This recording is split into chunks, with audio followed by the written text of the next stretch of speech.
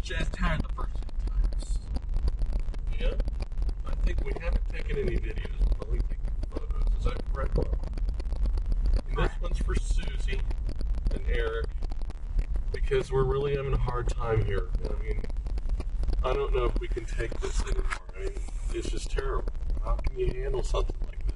Lori, are you upset? I'm pretty upset. I just feel a little misty-eyed about these views. It's just terrible. There's Thomas growling. See this house here to the left? They used to put their houses kind of like in gullies or valleys or whatever, because it's so windy and wet here that they didn't want the rain blowing on their house. Now that they have newer technology of sealing houses, they do a much better job. But this is a typical little farmstead here. Over to the left, if Lori can get a picture, I'll put my window down. You'll see they got a sawmill here. They've got big barns. It's all like a little community here. There's the sawmill, the barn behind it, water tower.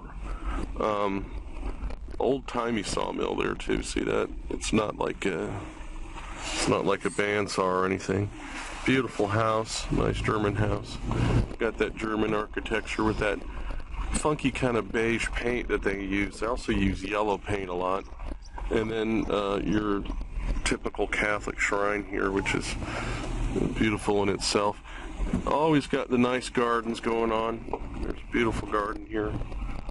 And there. Artichokes. Those are artichokes right there. Beautiful. Alcachofa. That's right. Thomas is very smart. There's every one of these little old farms has an orchard. Here's the orchard. We'll come in a little bit. And there's last year's baby calves raising up.